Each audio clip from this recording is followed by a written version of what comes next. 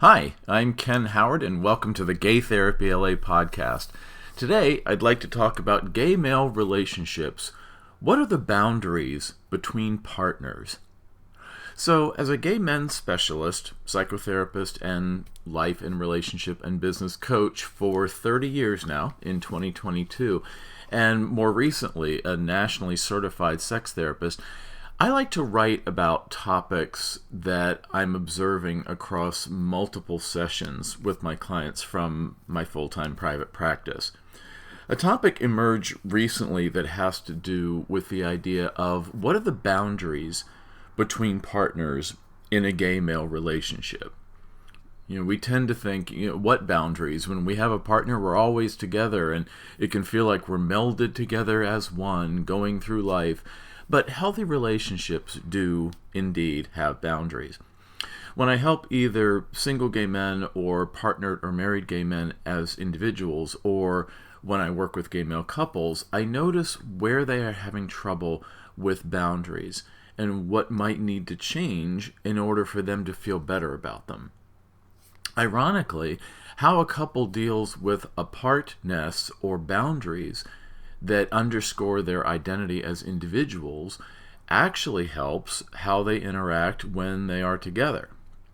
So I'd like to share with you a list of common themes around this boundaries in a relationship topic. There's a handful of them. So let's look at them in no particular order. Number one is your body. Boundaries with your body.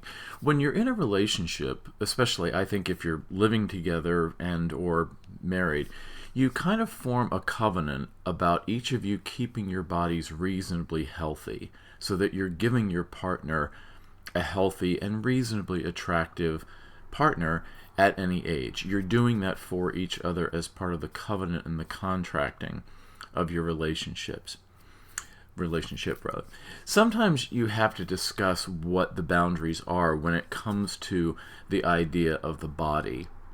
For example, my husband and I had to discuss and negotiate the fact that I ride a motorcycle, a well-known dangerous pastime. But what we discussed is what makes riding safer. So good quality protective gear like a high-grade helmet and body-armored leather riding gear, and taking other precautions like not riding drunk, not being too out there with speed or with tricks or things like that. Tricks on the road.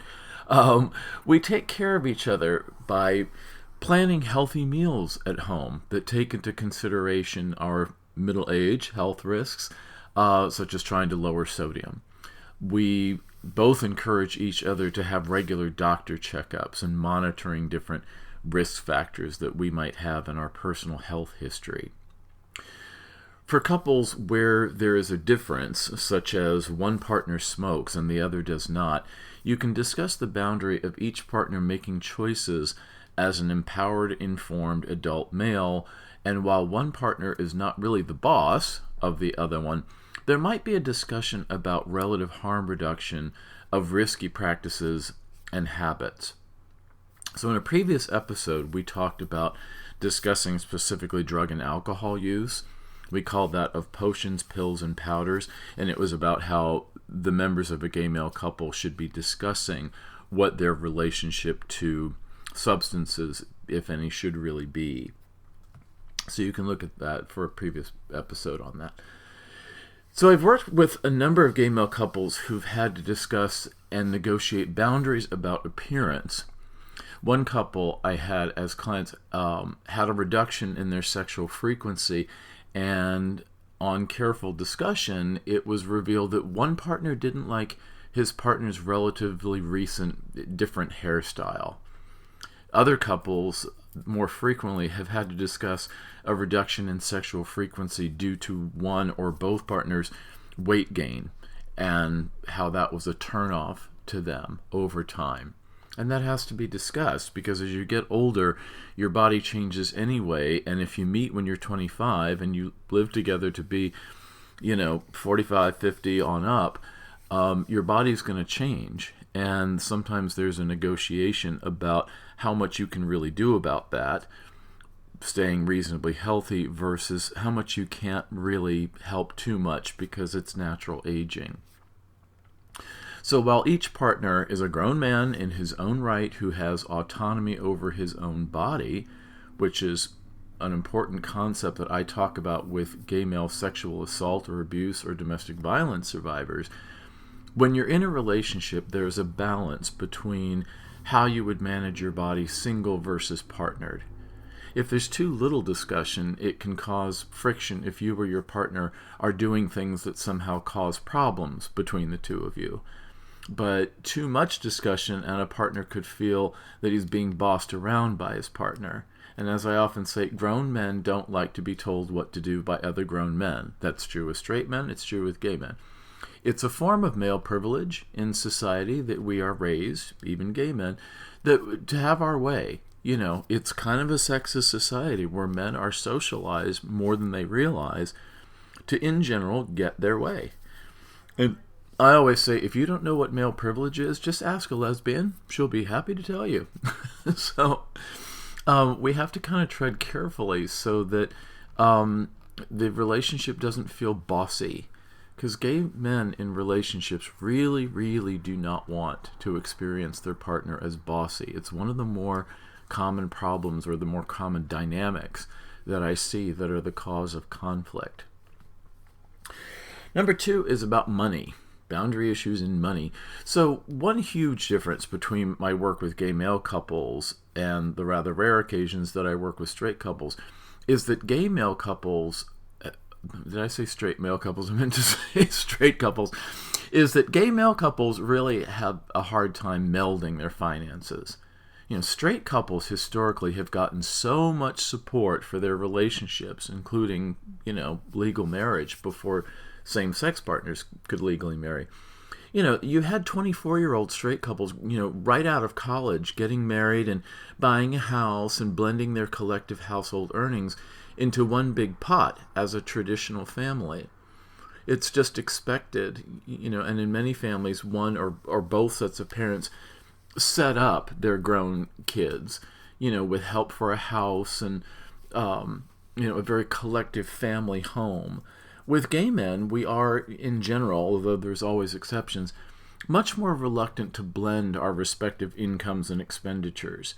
You know, it's very often my money, your money, my money, your money. And gay men can find it mutually emasculating to not have full control over what they earn and what they spend. And I help many gay male couples on how to manage money in their house. Even though I'm not a financial planner or certified financial planner, it still might be a point of discussion in couples therapy or relationship coaching to talk about money, because money is symbolic of other kinds of relationship dynamics like power and control and entitlement versus deprivation and a perceived sense of fairness. And the members of the couple might disagree on exactly what fairness looks like. There's also the situation if the partners in a gay male couple, if their incomes differ greatly, and I have a previous episode on that about what to do if you and your partner's incomes differ greatly and how you negotiate finances under those circumstances.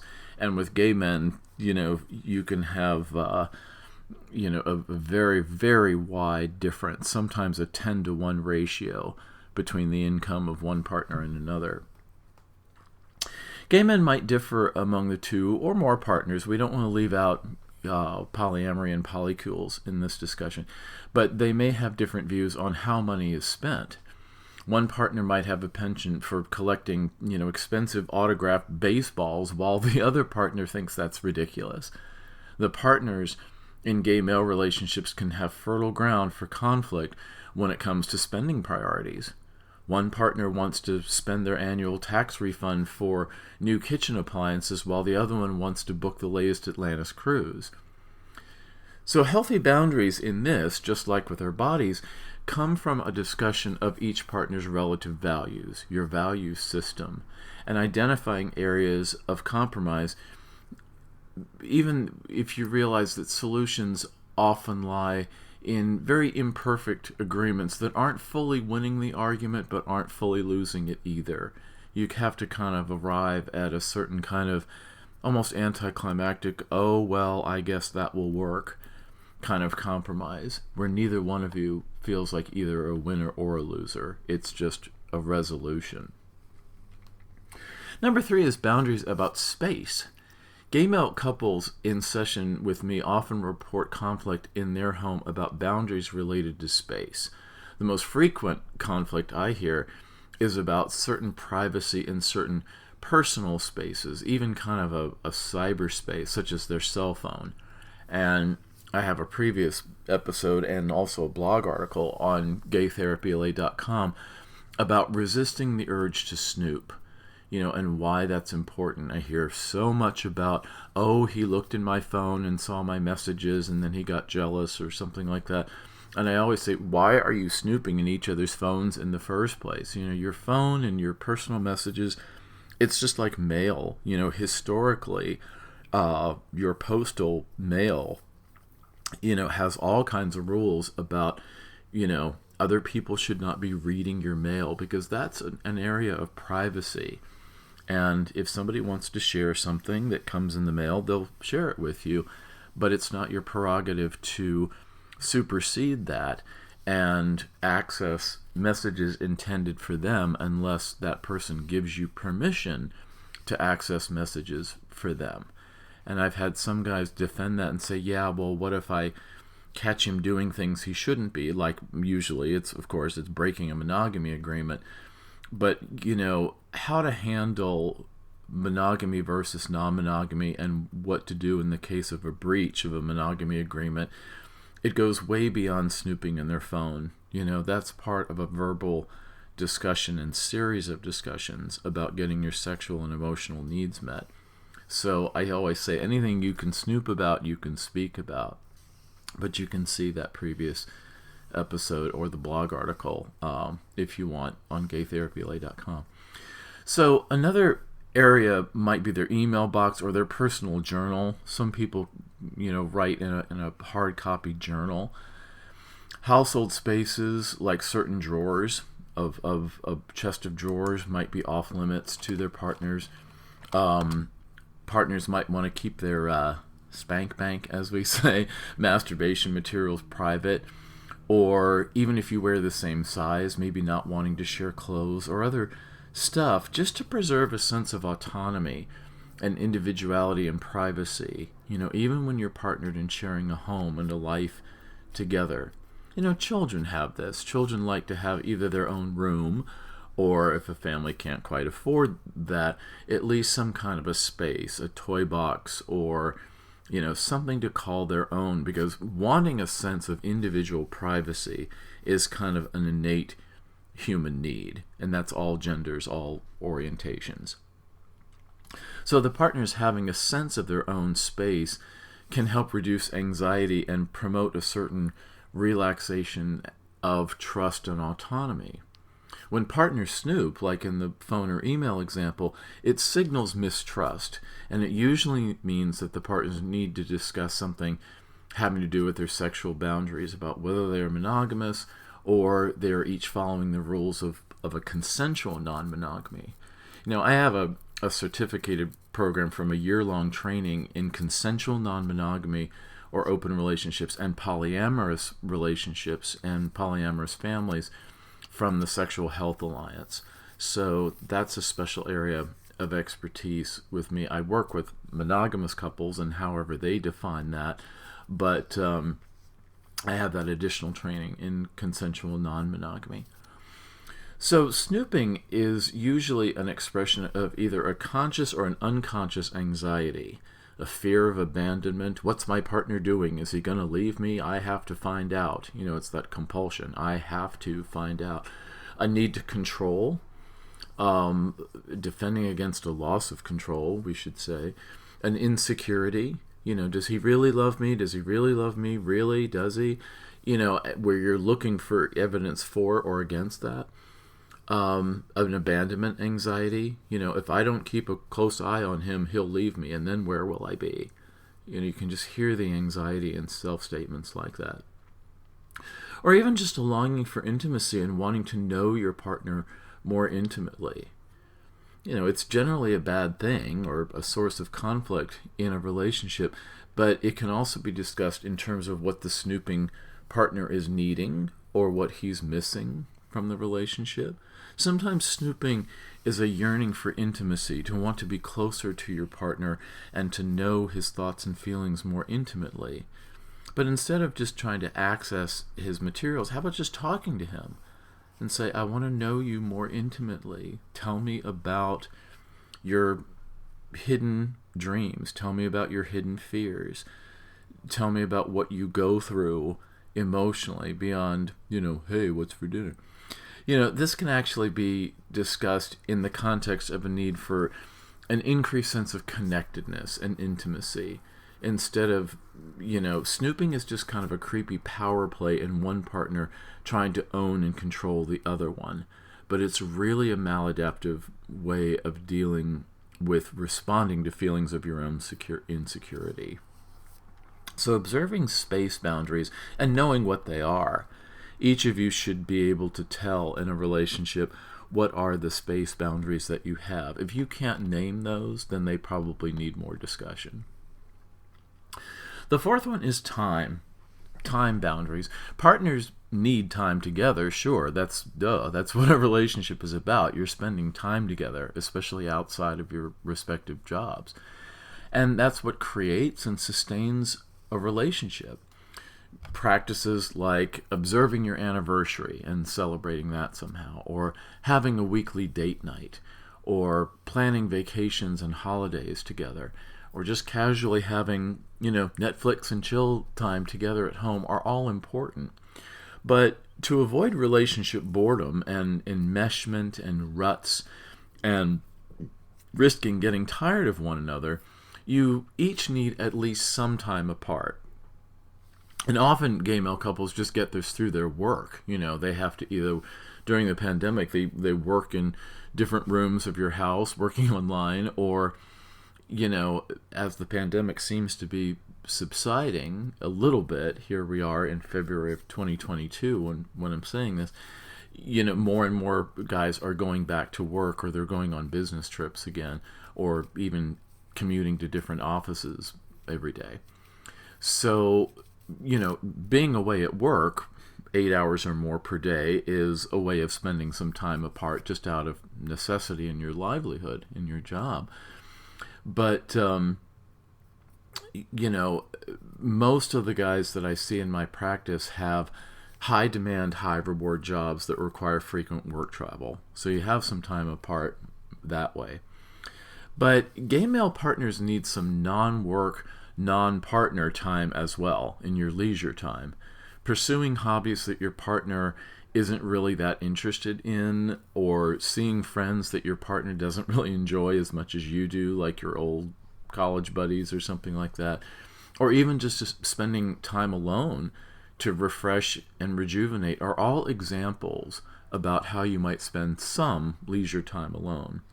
And in consensual non-monogamy, even the time that partners spend with sexual partners outside the relationship can be an important opportunity for individual recreation.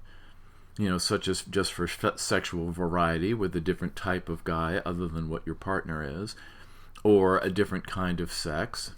Kink play is a good example. A lot of guys might have one style of sex with their partner, but another style of sex outside, including swapping in top-bottom roles, for example, or just getting to know, even briefly, different types of gay men who are out there in the community.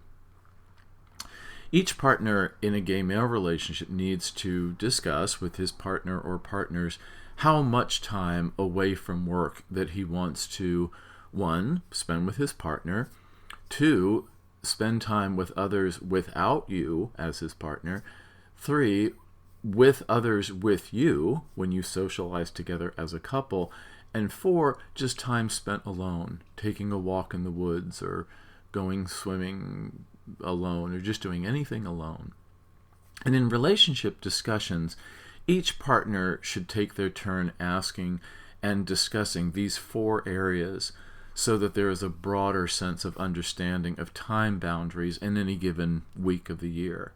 And as the relationship evolves, or we evolve as people getting older, the proportions of those four categories might change with us.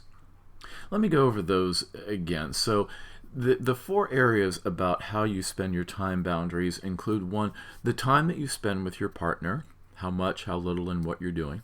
Number two, spending time with others without you, without your partner, such as time with friends from work, for example, or friends from the gym or something.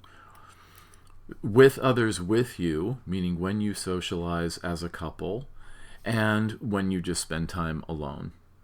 Spending time with others without you or with you could be family visits, for example.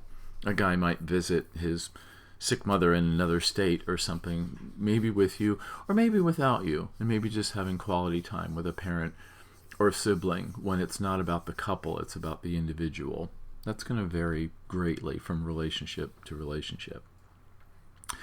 Number 5 in our discussion of boundaries is about family of origin. We don't often think about family of origin issues growing up when we talk about boundaries in gay-male relationships, but they are there.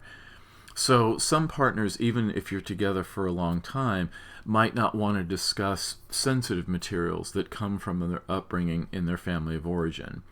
The family's legal history, perhaps details about a family business, the family status in society where you grew up, particularly if you were particularly affluent or even famous, family members who might be famous or infamous, generational aspects about money, secrets of your parents or siblings, like whether or not they've done jail time or something. Those might all be examples of the boundaries about your family of origin where you just don't go there, even in a long-term relationship. It's just part of the past and, forget it, let it go. It's important that each partner feels like he has the right to set those limits out of his own comfort or the need to be discreet. However, if there are family issues in your history that might somehow endanger your partner, such as a history of violence or abuse or theft, driving under the influence when you're together, genetic predispositions to health vulnerabilities, things like that do start to affect your partner need to be discussed as a risk reduction discussion in planning or hosting family visits. And of course, in our discussion list of boundaries, sex. Sexual boundaries would be a part of the overall discussion around making a monogamy agreement and exactly what that covers and what that means. A monogamy agreement can be no masturbation, all orgasms and all sexual activity are in my presence. Others might be a little more lax with that, and there's a whole spectrum between monogamy and non-monogamy. I don't think it's a binary black and white thing. I think it's many shades of gray that the partners would need to discuss. The partners might have boundaries about when, and how they masturbate, which is normal to do, even in a relationship. Whether or not you discuss your outside partners, who they are, or when and where, or what you're doing, or why, would be a variable to discuss. Some partners in consensual non-monogamy want to know these things. It can be kind of a turn on to hear, ooh, what'd you do? What'd you look like? What was that? What did he look like? While other partners might agree to consensual non-monogamy, but they don't want to hear the details. That might provoke jealousy or anger or anxiety or insecurity or abandonment. And each partner might have a different style when it comes to this boundary apart from the other. One partner wants to hear all about it, and the other one's like, I don't need to hear, what you do with other people, even though I'm in agreement that we can allow for that. So, for example, recently a gay male couple I work with in my practice discussed how they handle being out at a big gay dance club event where they each allow the other to dance with and even kiss other guys on a dance floor, maybe even grope them, and the late night bacchanal of debauchery of a gay club. But they have much stricter rules about actually going home with another guy. And this is actually a topic I've worked with many gay male couples on over the course of my career, because being at pride events or dancing at gay clubs worldwide is a fairly common occurrence, and it's part of gay male culture in most cities of the world, large or small, but particularly the large, gay meccas around the world: Los Angeles, New York, Atlanta, London, Paris, Rio. I've been given examples, about gay male dance club life in many, many cities. So boundaries in a gay male relationship, like so many of these other topics, require discussion.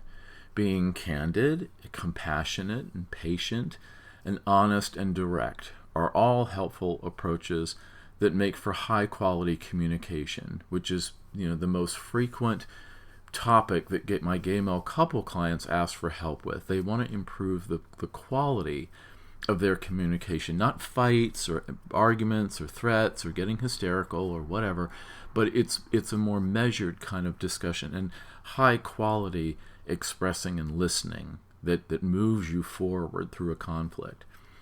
And this process involves selecting the topic area, being fairly focused, each partner stating what they want for themselves and what they want to propose or ask for from their partner, and then generating some suggestions for creative solutions for how things might work in your household.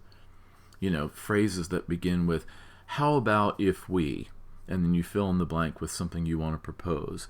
Or, "Do you think it would work if we tried this and this?"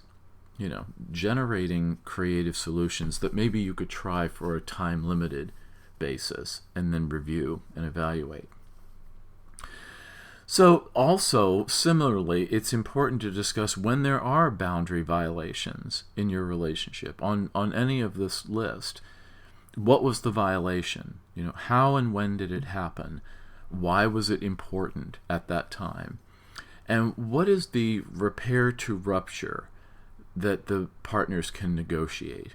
Fights and misunderstandings and times when we get all at our partner, that's a rupture. And so talking together, with a relationship coach or with a couples therapist can be the process of repair to the rupture. That's something that couples therapist and researcher John Gottman has been so expert about repair to the rupture.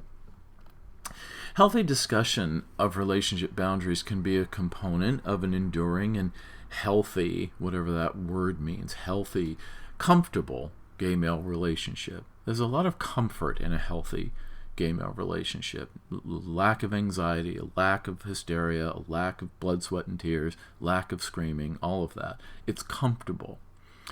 So these kinds of discussions might prevent codependence or enmeshment, or its opposite, estrangement and abandonment and divestment.